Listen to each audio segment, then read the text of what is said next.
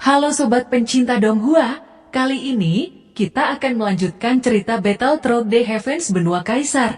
Cerita dan video ini diambil dari channel Nobarta. Tanpa banyak basa-basi, mari kita simak alur ceritanya. Melanjutkan dari cerita sebelumnya, pada saat ini Xiaoyan merencanakan untuk pergi ke kota Moyun. Namun sebelum itu dia beralih ke sebuah gunung Tianmo untuk meningkatkan kekuatannya. Dikatakan bahwa di kedalaman pegunungan Tianmo banyak bahan-bahan obat yang sangat langka. Tetapi mereka juga dijaga oleh Warcraft yang sangat mengerikan di benua Kaisar.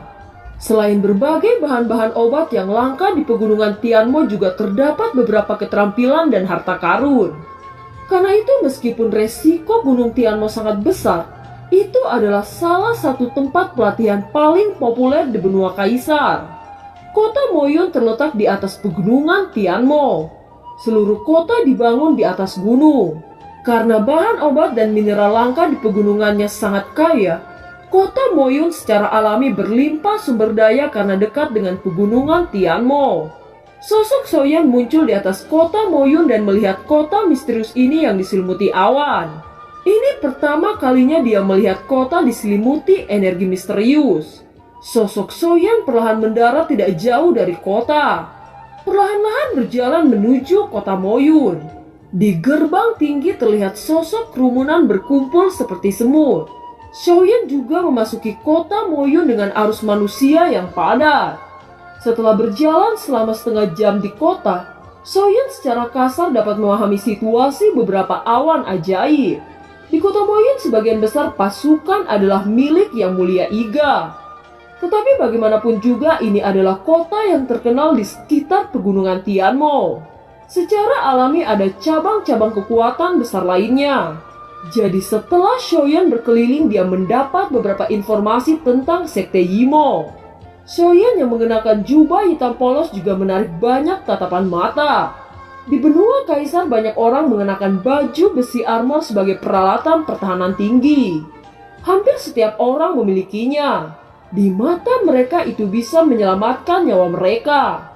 Xiaoyan sendiri tidak suka memakai baju besi dan mengabaikan mata aneh orang lain. Dia terus berjalan sebelum menemukan sebuah toko pil di depannya.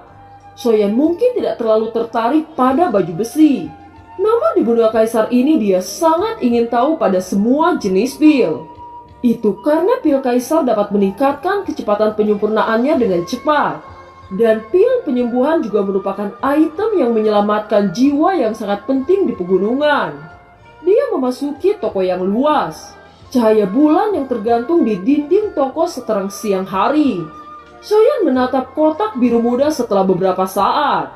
Dia menundukkan kepalanya dan melihat benda hijau pucat. "Tolong tunjukkan padaku hal ini," ucap Xiaoyan.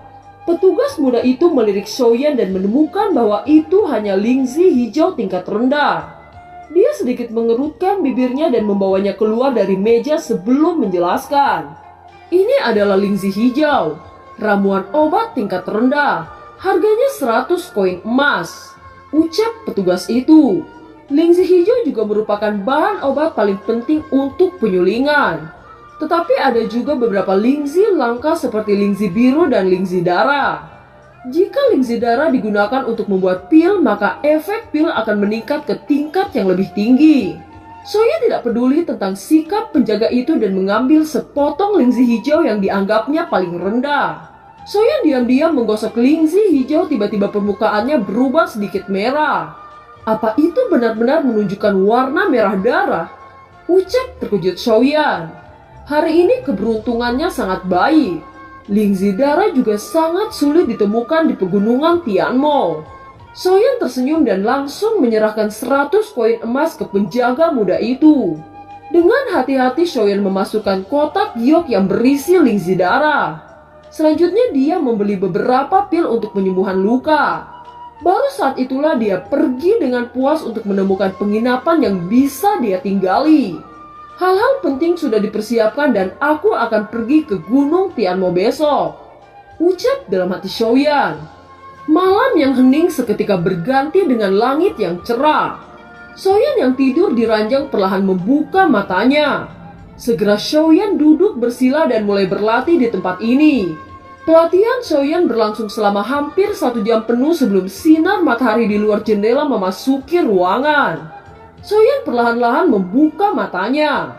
Perasaan peningkatan kekuatan ini sangat menyenangkan dan sangat nyaman. Xiaoyan merenggangkan pinggangnya yang malas. Hari ini, aku Xiaoyan akan memasuki pegunungan Tianmo, ucap Xiaoyan. Dia meninggalkan penginapan dan perlahan-lahan berjalan keluar dari kota yang ramai ini. Dia pergi sendirian ke arah pegunungan Tianmo. Di hutan yang sunyi tiba-tiba pagoda emas muncul dan bergerak maju. Zanlao, apa yang kamu lakukan sekarang? Ucap Xiaoyan. Pergi ke timur, cari tempat untuk beristirahat dulu. Kekuatanmu masih belum cukup untuk pergi sekarang, ucap Zanlao. Xiaoyan mengangguk. Tubuhnya berjalan ke timur. Sekarang bukan waktunya untuk bertarung. Tubuh Xiaoyan bergerak cepat di sekitar pegunungan Tianmo setelah berjalan puluhan mil. Xiaoyan melewati hutan dan melihat air terjun besar muncul di depannya. Setelah itu kekuatan jiwanya juga menjelajahi bagian sekitarnya. Setelah tidak merasakan kehadiran binatang ilahi di tempat ini, dia merasa sedikit lega. Setelah tiba di dinding gunung yang curam, Xiaoyan menemukan sebuah gua kecil untuk dia tempati sementara. Dia memblokir pintu masuk dengan sebuah batu sehingga hanya 1 orang yang bisa lewat. Dia mengambil 3 batu bulan dari cincin spasial sebelum meletakkannya di dinding. Xiaoyan memejamkan mata dan mulai mengisi energi dalam tubuh yang terkuras seharian penuh. Aliran energi samar dari sumber kaisar perlahan dipancarkan dari ruang di sekitar tubuhnya. Versi lengkap dari Skyfire itu benar-benar luar biasa, ucap dalam hati Xiaoyan. Dia merasakan kekuatan yang meningkat beberapa kali dari sebelumnya. Setelah itu dia perlahan membuka matanya dan berkata, "Selanjutnya apa yang harus kita lakukan?" tanya Xiaoyan. "Kamu masih perlu menyiapkan beberapa hal untuk memasuki pemakaman iblis," ucap Zanlao. Setelah Zanlao selesai berbicara, dia menyalurkan nama-nama 3 pil aneh ke dalam pikiran Xiaoyan dan juga beberapa sebagian informasi. Xiaoyan perlahan berjalan keluar dari gua, memandangi pegunungan Tianmo yang tak berujung. Kekuatan jiwa keadaan kaisarnya menyebar ke pegunungan Tianmo dengan cepat. Dengan menggunakan kekuatan jiwa, tidak diragukan lagi mencari bahan obat akan jauh lebih cepat. Tetapi dia masih tidak dapat menemukan jejak bahan obat yang dia butuhkan. Tampaknya hanya bagian yang lebih dalam pegunungan Tianmo yang mungkin memiliki bahan obat yang sangat berharga. Sepertinya aku harus memasuki pegunungan Tianmo lebih dalam lagi, gumam Xiaoyan. Mengandalkan persepsi jiwanya yang luar biasa, Xiaoyan samar-samar bisa merasakan arah energi di sekitarnya. Sekarang targetnya menuju tempat dengan energi paling besar di sekitarnya. Sesaat kemudian, terlihat tumpukan batu merah darah muncul di depannya. Selain itu, tingkat energi di sini lebih padat dari tempat-tempat di sekitarnya. Setelah beberapa saat, mata Xiaoyan berhenti di rumput berwarna merah di dinding gunung di belakang tumpukan batu. Bau darah samar-samar dipancarkan darinya. "Apakah ini rumput darah?" ucap Xiaoyan. Xiaoyan membentuk segel dan api yang berbeda muncul di langit. Xiaoyan tidak percaya bahwa bahan obat yang begitu langka tidak memiliki penjaga. Oleh karena itu, Xiaoyan memastikan bahwa tidak ada hewan ilahi yang menjaganya. Ketika jarak rumput darah semakin dekat dengan Xiaoyan, tiba-tiba Xiaoyan merasakan hawa dingin di dalam hatinya. Tepat ketika Xiaoyan baru saja akan berbalik, terlihat bayangan ungu besar di atas dinding gunung muncul tidak jauh dari Xiaoyan. Makhluk yang muncul di depan Xiaoyan adalah rubah iblis ungu. Rubah iblis ini lebih dari 10 meter, ditutupi dengan bulu panjang. Dia memiliki taring yang sangat panjang dan sepasang mata besar berwarna merah darah. Kekuatan rubah iblis ini sendiri berada pada tahap akhir Kaisar Bintang 1. Melihat rubah iblis yang dipenuhi dengan niat membunuh, wajah Xiaoyan berangsur-angsur menjadi serius. "Zanlao, seberapa besar keberhasilan jika aku berurusan dengan iblis ini?" tanya Xiaoyan. Rubah iblis ungu ini benar-benar sulit untuk dihadapi dengan kekuatanmu saat ini. Peluang untuk menang tidak lebih dari 30%. Tetapi rumput berdarah ini jarang terlihat. Jangan lewatkan kesempatan ini, ucap Zanlao. Xiaoyan harus bertaruh pada rubah iblis ini. Dan tatapannya berbalik menatap rubah iblis dengan hati-hati. Akan tetapi Xiaoyan menemukan bahwa ada bekas luka yang sangat menakutkan di perut bagian bawah rubah iblis. Bekas luka itu hampir sepenuhnya merobek perut bagian bawahnya. Ketika rubah iblis memutar tubuhnya, aliran darah terus mengalir, mencemari rumput di sekitarnya dengan darah merah. Melihat dari lukanya, itu mungkin terluka oleh semacam cakar yang tajam. Tampaknya rumput darah ini telah menarik banyak musuh, ucap Xiaoyan. Mata Xiaoyan terus menatap luka yang terus meneteskan darah di perut rubah iblis.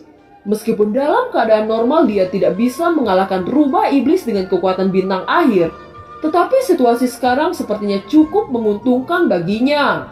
Roh api kekacauan yang berbeda melonjak dengan cepat. Ini adalah pertama kalinya ia menghadapi hewan ilahi dengan kekuatan besar. Tindakan Xiaoyan tidak diragukan lagi merupakan semacam provokasi terhadap rubah iblis. Kaki raksasanya bergerak.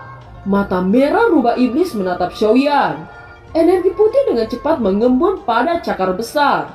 Dan udara di sekitarnya tiba-tiba menjadi dingin. Tubuh Kaisarian, teriak Xiaoyan.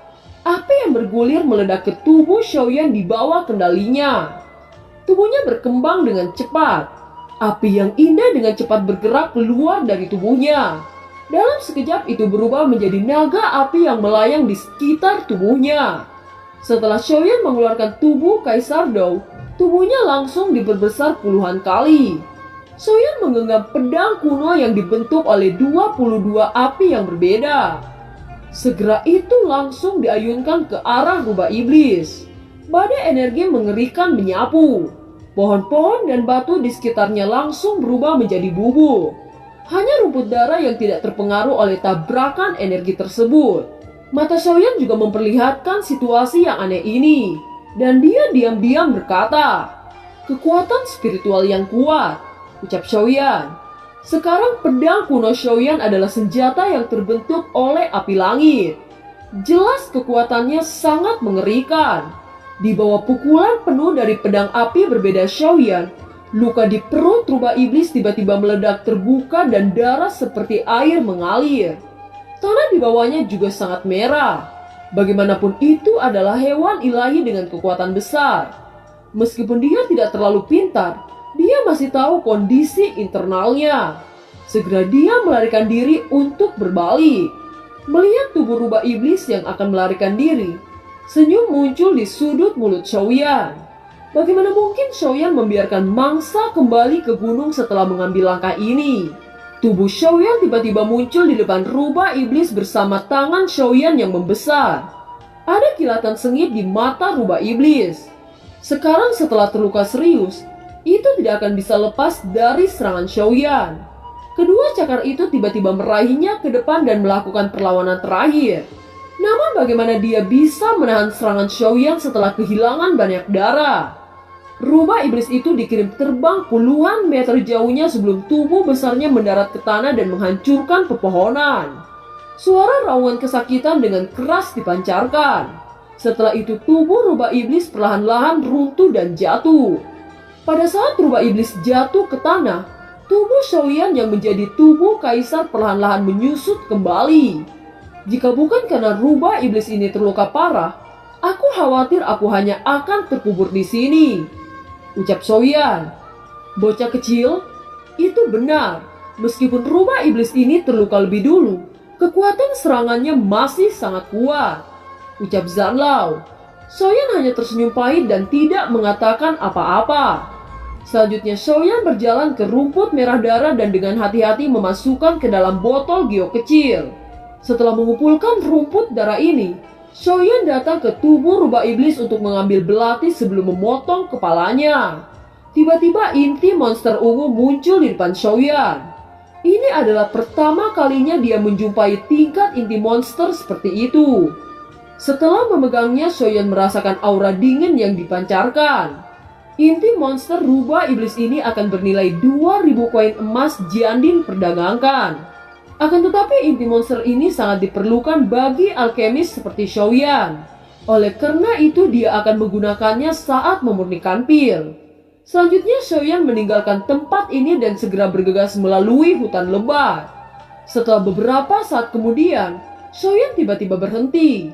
Dia sepertinya merasakan ada suara samar yang datang tidak jauh dari sampingnya. Tidak lama setelah Shoyan bersembunyi, terlihat dua sosok perlahan muncul di hadapan Shoyan. Ternyata orang-orang ini dari sekte Yijiao. Ucap dalam hati Shoyan setelah melihat lencana pada dada keduanya. Mari kita berhenti di sini dulu untuk sementara waktu. Jika kita memasuki lebih dalam pegunungan Tianmo, kita bisa terbunuh oleh binatang ilahi. Ucap pria parubaya sedikit khawatir. Sial, di mana anak yang bernama Shoyan itu bersembunyi? Pemimpin telah memberikan perintah untuk menemukan anak itu.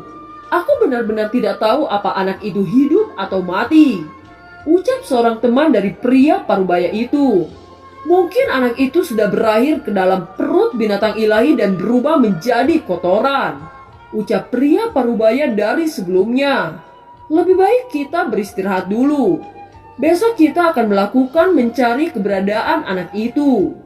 Dan film pun berakhir. Terima kasih telah menyimak dari awal sampai akhir ya. Sampai jumpa.